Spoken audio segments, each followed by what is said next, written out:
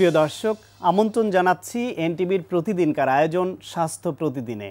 আজ আপনাদের সঙ্গে আছি আমি ডাক্তার সাখাওয়াত হোসেন। প্রিয় দর্শক, আজকের এই অনুষ্ঠানে আমরা আলোচনা করব অ্যাডেনয়েড ও টনসিলের সমস্যা ও তার প্রতিকার নিয়ে। এ বিষয়ে কথা বলবার জন্য আমাদের সঙ্গে আজ স্টুডিওতে উপস্থিত আছেন একজন নাক কান গলা রোগ বিশেষজ্ঞ। চলুন দর্শক, অনুষ্ঠানের শুরুতেই আমরা পরিচিত হয়ে নেই আমাদের আজকের অতিথির সঙ্গে। ডাক্তার ফুয়াদ মোহাম্মদ শহীদ হোসেন ১৯৭৯ সালের এপ্রিলে ময়মনসিংহ জেলায় জন্মগ্রহণ করেন। তিনি ২০০৩ সালে ময়মনসিংহ মেডিকেল কলেজ থেকে এমবিবিএস ডিগ্রি অর্জন করেন। এরপর তিনি চিকিৎসা বিজ্ঞানে উচ্চতর ডিএলও ডিগ্রি লাভ করেন। বর্তমানে তিনি Holy Family Red Crescent Medical College হাসপাতাল এর নাক কান গলা বিভাগের কনসালটেন্ট হিসেবে কর্মরত আছেন। আপনাকে আমন্ত্রণ জানাচ্ছি আমাদের অনুষ্ঠানে। ধন্যবাদ আপনাকে।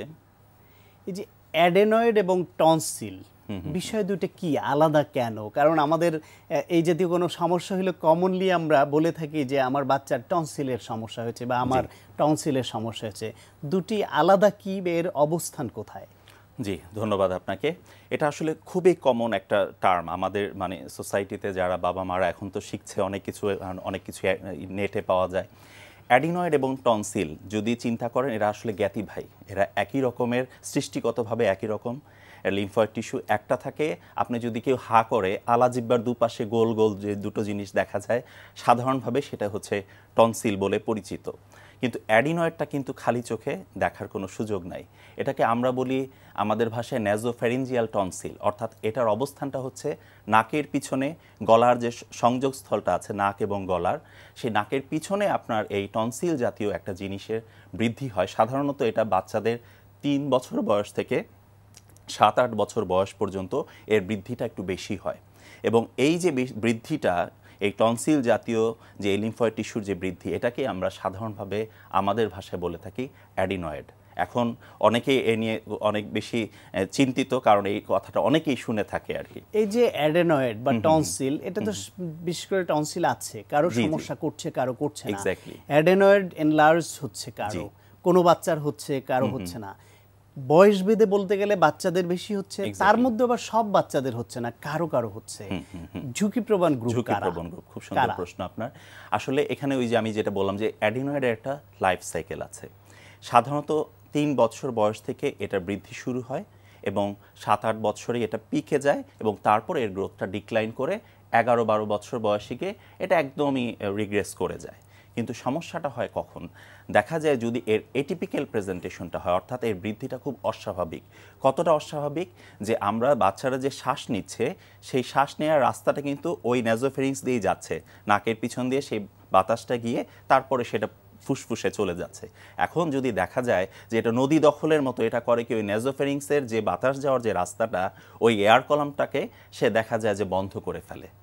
বন্ধ করে ফেলার পরে কি হয়, বাচ্চারা কিন্তু তখন স্বাভাবিক যে শ্বাস নেওয়াটা সেটা কিন্তু তার হয় না, বিশেষ করে নাক দিয়ে যে হ্যাঁ, কারণ নাক তো একমাত্র বৈধ রাস্তা আমাদের বাতাস যাওয়ার। তখন দেখা যায় বাচ্চারা বিকল্প পথ থাকে। হ্যাঁ, অনেকেই বলে হ্যাঁ আপনার বাচ্চাটা হা করে আছে কেন, বা বাচ্চাটা হয়তো একটা টিভি দেখতেছে, কারো কথা শুনতেছে, বোকার মতো হা করে আছে। সবাই মনে করতেছে ওর হয়তো এটা একটা হ্যাবিট বা কোনো অভ্যেস, কিন্তু তা কিন্তু না। ও কিন্তু আসলে মুখ দিয়ে শ্বাস নিচ্ছে, কারণ সে একটা বিকল্প পথ তৈরি করার চেষ্টা করতেছে। ইভেন ঘুমের মধ্যে হ্যাঁ, ঘুমের মধ্যে। এবং এ ধরনের শিশুরা দেখা যায় ঘুমের মধ্যে হা করে শ্বাস নেয় এবং অনেক সময় তারা দেখা যায় তাদের একদম বুক ধরফর করে উঠে পড়ে ঘুম থেকে, যেটাকে আমরা স্লিপ অ্যাপনিয়া বলে থাকি। যে অনেক সময় দেখা যায় যে ঘুমের মধ্যে সে পেশাবও করে দেয়, হয়তো তাকে টয়লেট ট্রেনিং দেওয়া হয়েছে, তারপরও দেখা যাচ্ছে সে বিছানায় দেখা যাচ্ছে একটা সার্টেন পয়েন্টে যখন তার ব্রেইনে বাতাস ঠিক মতো যেতে না পারে, দেখা যায় সে কিন্তু ওই সময় বিছানায় পেশাবও করে দেয়। এবং এই ধরনের বাচ্চাদের কিন্তু চেনার একটা উপায় আছে। বাবা মারা অনেক সময় টেনশন করেন যে আমি বুঝবো কি করে, যে বাচ্চাদের বুঝবো কি করে। এই ধরনের বাচ্চা, একটা যেটা আপনি বললেন যে মাউথ ব্রিদিং, এটা একটা বড় ব্যাপার। আরেকটা হলো যে এই ধরনের বাচ্চাদের কিন্তু প্রতি মাসেই ঠান্ডা লাগে। এই যে আপার রেসপিরেটরি একটা ইনফেকশন যেটা আমরা বলে থাকি, এটা তাদের সংক্রমণ অনেক বেশি হয়, সর্দি ঠান্ডাটা অনেক বেশি হয়। হ্যাঁ, আর আপনি বলছিলেন যে কেন হয় এই বয়সটাতে, এই অল্প বয়সটাতে। আমরা আমাদের অভিজ্ঞতা থেকে যেটা দেখছি যে আমরা তো খুব ঘনবসতিপূর্ণ এলাকায় থাকি, সেটা আপনি গরিবই বলেন আর খুব বড় লোকই বলেন।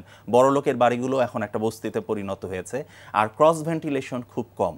যে বাচ্চাদের যে এক্সারসাইজ খোলামেলা করা, আলো বাতাস খোলামেলা, হ্যাঁ, পাচ্ছে খুব না। ক্র্যাম্প বাসায় দেখা যায় সে ঘন্টার পর ঘন্টা কম্পিউটার টেবিলের সামনে বসে খেলছে বা মোবাইল ইউজ করতেছে, গেজেট নির্ভর জীবনযাপন। ফলে হয় কি যে এরা কিন্তু অ্যালার্জির একটা বড় ব্যাপার থাকে এদের এটা তৈরি হওয়ার পিছনে। এখন এ ধরনের শিশুদের যে জিনিসগুলো প্রবলেমগুলো হয় যে এরা কিন্তু একটু শ্রুতিবধিরতাতেও ভুগে, কারণ এদের যখন আপনার অ্যাডিনয়েডের বৃদ্ধি হয় তখন সেটা নাকের সঙ্গে কানের একটা টিউব থাকে যেটাকে ইউস্টেশিয়ান টিউব বলে, এটাকে সেটা ব্লক করে দেয়। ফলে দেখা যায় যে ইউস্টেশিয়ান টিউবটা যখন ঠিকমতো কাজ করতে না পারে এই বাচ্চারা কিন্তু একটু কানে কম শুনে এবং স্কুলে তাদের পারফরমেন্স প্রথম দিকে খুব ভালো থাকে, পরে দেখা যায় যে ডিটারিওরেট করে। এরা যখন টিভি দেখে তখন টিভির ভলিউমটা অনেক বাড়িয়ে দেয়, অনেকে বিরক্ত হয়, হ্যাঁ ছেলেটা বা মেয়েটাকে একটা কথা বললাম শুনলো না, কিন্তু ও আসলে শুনছে না বলেই কিন্তু ও বাড়িয়ে দিচ্ছে। আর এটা হলো এরা কিন্তু প্রায় কান ব্যথার কথাও বলে, কারণ ওই যে ইউস্টেশিয়ান টিউব ব্লকড হয়ে দেখা যায় তার কানের পর্দার মধ্যে পর্যন্ত প্রদাহ হয় যখন, তখন কিন্তু তার কান ব্যথার কথাও বলে। তো এই যে বাচ্চা দেখা যাবে স্বাভাবিক যে বৃদ্ধির যে সময়টা, কারণ তার এই মস্তিষ্ক কিন্তু বিকশমান মস্তিষ্ক এবং এই মস্তিষ্কের জন্য খাবার কিন্তু হচ্ছে অক্সিজেন, একটা বড় খাবার হচ্ছে অক্সিজেন, তো সেটা সে পাচ্ছে না। তার ফলে হচ্ছে কি একটা স্বাভাবিক শিশু যার অ্যাডিনয়েডের অস্বাভাবিক বৃদ্ধি নাই তার তুলনায় যার অস্বাভাবিক বৃদ্ধি হচ্ছে সেই বাচ্চাটার কিন্তু ব্রেইন ডেভেলপমেন্টও কম হচ্ছে, ফলে তার অ্যাপিয়ারেন্সে সমস্যা হচ্ছে, তার যে বুদ্ধিমত্তার যে একটা চেহারা ছিল একটু বোকা বোকা হয়ে যাচ্ছে, যেটা আপনি বলছিলেন। এরা অনেক সময় দেখা যায় বৃদ্ধদের মতো একটা কেমন লুক দিয়ে বসে থাকে, দেখা যায় চঞ্চলতা থাকে না। একটা বাচ্চার যদি এরকম হয় কিংবা জারি হলো কারো হলে তখন করণীয় কি? হ্যাঁ, এটা খুব সুন্দর প্রশ্ন। করণীয় হলো প্রথম কিন্তু আমরা সবসময় বলি যে বাচ্চাদের ক্ষেত্রে তার সবচেয়ে বড় ডাক্তার কিন্তু তার বাবা মা।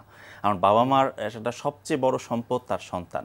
তো যার বাবা মাকে প্রথমে খেয়াল করতে হবে যে তার বাচ্চাটা কি এরকম রাতের বেলা মুখ হা করে শ্বাস নেয়, যে সমস্যাগুলো আমি বলছিলাম সেগুলো খেয়াল করবে। আরেকটা হলো যে আমরা কিন্তু আমাদের এখন যে ফেলো কলিগ যারা পেডিয়াট্রিশিয়ানরাও কিন্তু আমাদের কাছে অনেক রোগী পাঠিয়ে দেন যে যারা দেখেন যে না আসলে তার প্রবলেমটা ইএনটির। এখন আমরা ট্রিটমেন্টটা কি করি? ট্রিটমেন্টটা হলো আমরা প্রথমে দেখি যে একটা সিম্পল একটা এক্সরে করি। এক্সরেটা কিছুই না, নাকের একটা সাইড ভিউ, এটাকে আমরা বলি এক্সরে নাসোফেরিংস আর কি। এক্সরেটা করে আমরা একটা মেজার করতে পারি যে আসলে তার অ্যাডিনয়েড বৃদ্ধিটা কতটুকু। যদি খুব সামান্য বৃদ্ধি হয় তাহলে দেখা যায় যে কিছু ওষুধপত্র দিলে পরে সেটা অনেকটাই রিমেডি হয়ে যায়। কিন্তু যদি দেখি যে না সেটা এমন পর্যায়ের যে দেখা যায় অনেক সময় এতটাই বড় থাকে যে বাতাস যাওয়ার যে রাস্তাটা এয়ার কলামটা সেটা একদম টোটালি ব্লক করে ফেলে, এবং একই সঙ্গে কিন্তু এই অ্যাডিনয়েডের সঙ্গে টনসিলের সমস্যাও কিন্তু এই বাচ্চাগুলোর দেখা যায় থাকে, গলা ব্যথা থাকে। হ্যাঁ, তখন আমরা যেটা করি তখন কিন্তু বাবা মাকে আমরা খুব অপ্রিয় হলেও কিন্তু বলতে হয় যে আপনার এই বাচ্চাটার অপারেশনটা করিয়ে নেন। এখন এখানে একটা ব্যাপার আছে, যখন এই কথাটা বলি আমরা তখন ওনারা কিন্তু খুবই ভীত সন্ত্রস্ত হন এবং ওনারা তখন ন্যাচারালি মনে করেন একটা বাচ্চার অপারেশন করবে এটা কেমন কথা। কিন্তু মজার ব্যাপার হলো যে সারা পৃথিবীব্যাপী বাচ্চাদের যত অপারেশন হয় আপনি যদি নেটে গিয়ে সার্চ দেন তার মধ্যে এটা one of the top listed operations. আচ্ছা, এই যে কমন অপারেশন এই ক্ষেত্রে এই কারণেও হয়তো আছে যে অনেকের মধ্যে এরকম একটা ধারণা আছে অ্যাডেনয়েডের কিংবা টনসিলের সমস্যা হলে ডাক্তারের কাছে গেলেই তারা প্রথমেই বলেন অপারেশন করে ফেলেন, কালকে ভর্তি হন, কালকে অপারেশন। এইটা একটা বিষয় তাদের মধ্যে একটা আতঙ্ক কাজ করে। আর একটা হচ্ছে গিয়ে যে এই যে টনসিল বা অ্যাডেনয়েড সেটার যে সমস্যা হচ্ছে ফেলে দিচ্ছি, এটা তো আমাদের দরকার বলেই তো স্রষ্টা আমাদের দিয়েছেন, তো সেটা যে ফেলে দিচ্ছি এই ছোট্ট একটা বাচ্চার, তার কি ক্ষতি হবে না? না, এখানে একটা কথা আছে, আমার এক স্যার খুব সুন্দর কথা বলতো যে আপনার বাড়ির দারোয়ান যে নাকি চুরি করে সেই দারোয়ান বাড়ির দরজায় আছে, এই নিয়ে যদি আপনি সান্ত্বনা পান যে আমার তো একটা দারোয়ান আছে, তাহলে কি আপনার ঘরের জিনিসপত্র কিছু থাকবে? সে দেখা যায় চোরের সঙ্গে আতাত করে প্রতিদিন বাসা থেকে কিছু না কিছু আপনার পার করে দিচ্ছে। এখন যখন যেটা রোগগ্রস্ত হয় যে অ্যাডিনয়েডটা বা টনসিলটা যখন বারবার করে তার ক্ষতি করছে, এবং আমি বললাম এর কারণে ব্রেনের ডেভেলপমেন্টাল ক্ষতি হচ্ছে, তার মধ্যকর্ণের প্রদাহ হচ্ছে, সেই ক্ষেত্রে আপনি যদি সেটা রেখে দেন সেটা কিন্তু বসে থাকবে না, সেই শিশুটার সেটা কিন্তু ক্ষতি করে যাবে। এবং একটা সবচেয়ে বড় কথা কি যে এই শিশুটা কিন্তু 12-13 বছর বয়সে গিয়ে যখন তারপরে কিন্তু আর এই অপারেশনটা করার সুযোগ নেই, এবং করলেও সেটার কোনো আর তেমন কোনো সুফল এই শিশুটা ভোগ করবে না। এখন আমরা যদি বলি যে শিশুরা তো আসলে ভবিষ্যতের কারিগর এবং এই শিশুরা বাবা মার সবচেয়ে বড় সম্পদ, এখন সেই বাবা মা যদি এইটা রিয়েলাইজ করতে না পারেন, এখানে একটা কথা আমরা সবসময় বলি যে আমাদের নিজেদেরও তো সন্তান আছে এবং ছোট বাচ্চা আমাদের ঘরেও আছে, কাজেই আমরা যখন এই অ্যাডভাইসটার কথা বলি প্রত্যেকটা নাক কান গলা বিশেষ বিশেষজ্ঞই এটা মাথায় রেখেই কিন্তু বলেন যে, এবং আপনি নিজেও জেনে থাকবেন যেহেতু আপনি নিজে সার্জন, যে অনেক মানে আমাদের কলিগদেরও কিন্তু অনেক বাচ্চাদের এই অপারেশন আমরা করেছি এবং করতে হয়, এবং ইনফ্যাক্ট নিজের সন্তান হলেও সিদ্ধান্ত এটাই হবে। কারণ এটা একটা সায়েন্স, এটা একটা বিজ্ঞান। এখানে আসলে ভাবাবেগের বশবর্তী হয়ে কোনো কাজ করার কোনো সুযোগ নাই। এবং আমরা দেখেছি যে বাবা মারা এটার সুফলটা নিতে জানে, তারা নিজেরাই আমাদেরকে এসে পরে বলে যে আমার ছেলে বা মেয়েটা এখন অনেক ভালো আছে, সে এখন স্কুল পারফরমেন্স তার ভালো হয়েছে, সে অনেক চঞ্চল হয়েছে, তাই অনেক সপ্রতিভ হয়েছে, যা সে কিছুদিন আগে ছিল না। এমনকি তাদের দৈহিক বৃদ্ধির ক্ষেত্রেও দেখা গেছে যে একটা পজিটিভ রিমার্ক তারা নিয়ে এসে আমাদেরকে জানিয়েছে। তো এটা নিয়ে অযথা কোনো ভীতির কোনো দরকার নেই।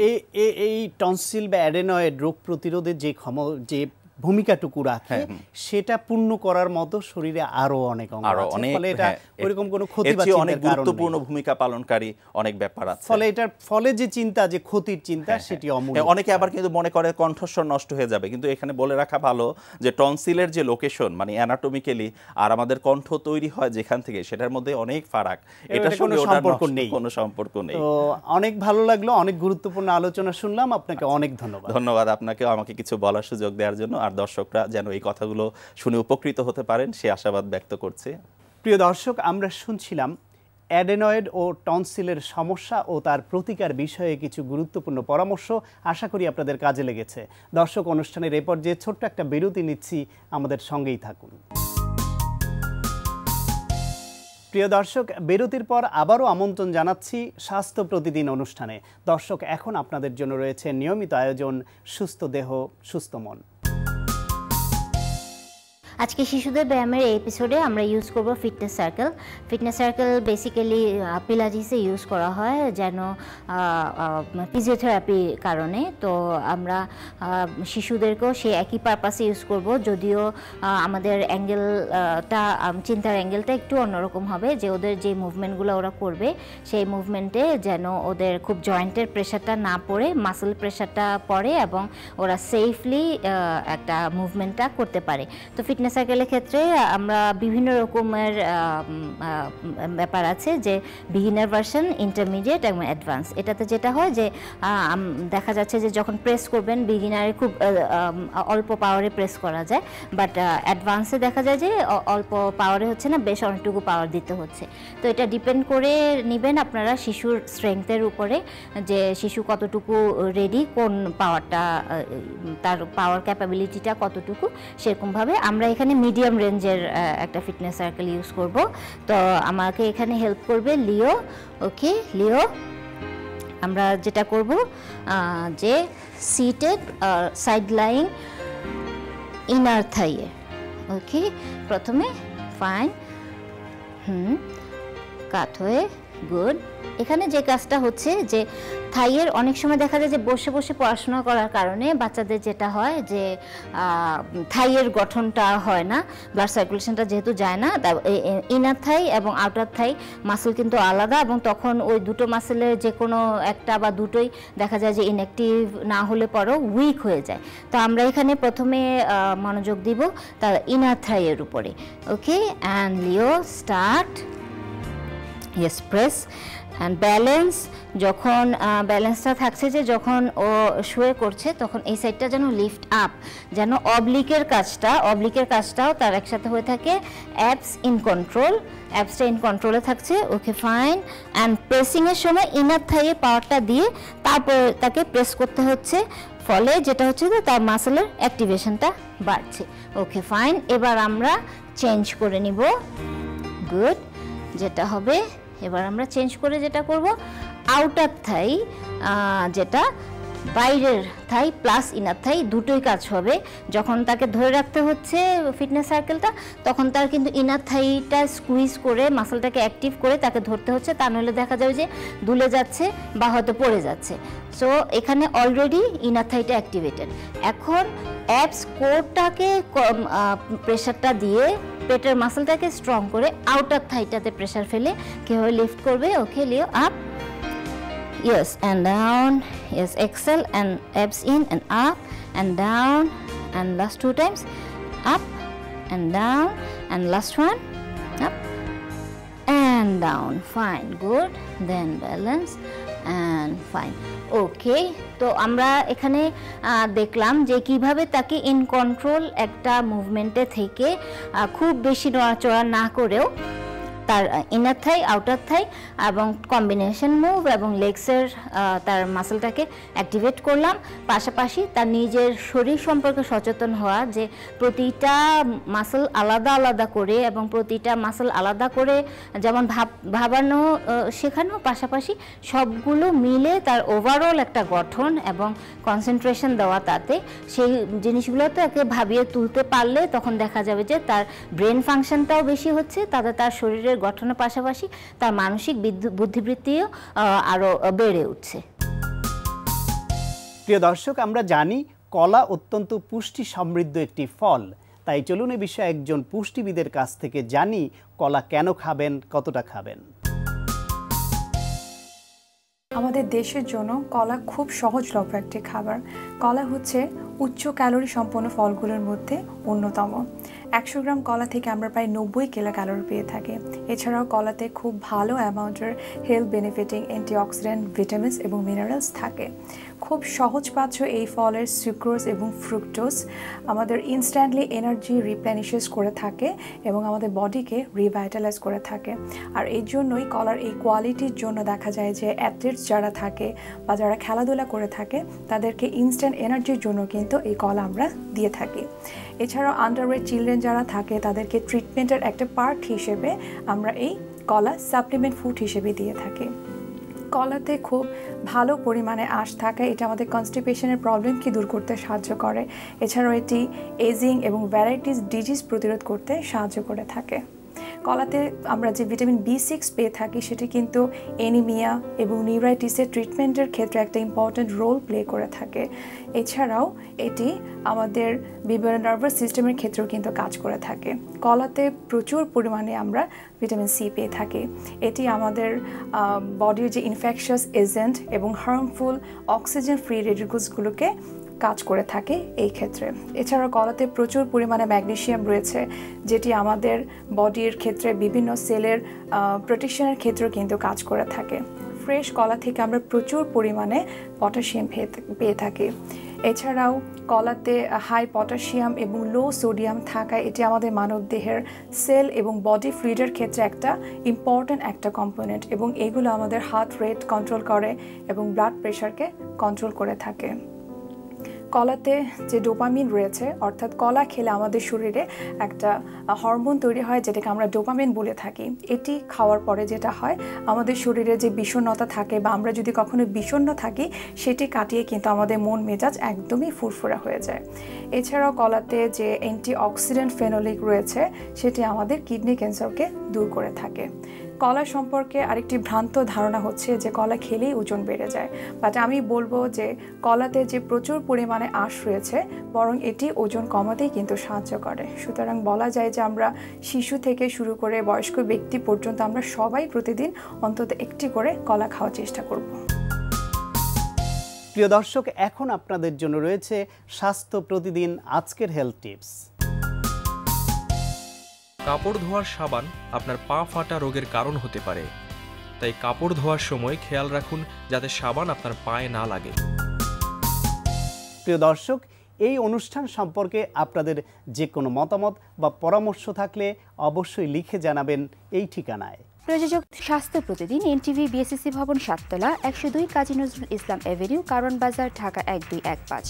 ফ্যাক্স 914338 থেকে 7 পর্যন্ত, অথবা ইমেইল করুন স্বাস্থ্যপ্রতিদিন@ntvpt.com এই ঠিকানায়। প্রিয় দর্শক, আপনার প্রিয় স্বাস্থ্য প্রতিদিন অনুষ্ঠানের আগামী পর্বে আপনার জন্য যা থাকছে, জরায়ু টিউমারের ক্ষেত্রে বিভিন্ন ধরনের চিকিৎসা রয়েছে। এই চিকিৎসাটা করতে গেলে আমাদেরকে বেশ কিছু দিক চিন্তা করে করতে হয়।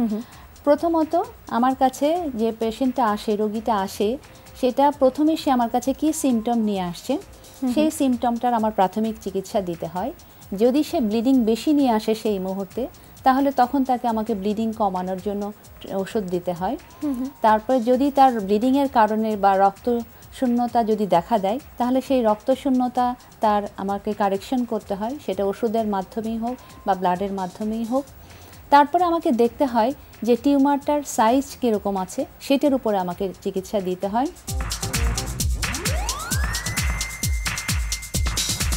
প্রিয় দর্শক, বিশ্বের যে কোনো প্রান্ত থেকে যে কোনো সময় এনটিভিতে সম্প্রচারিত আপনার প্রিয় স্বাস্থ্য প্রতিদিন অনুষ্ঠান দেখার জন্য ভিজিট করুন আমাদের পূর্ণাঙ্গ ওয়েব পোর্টাল www.ntvbd.com। দর্শক, আজ এ পর্যন্তই। সবাই ভালো থাকুন এবং সুস্থ থাকুন।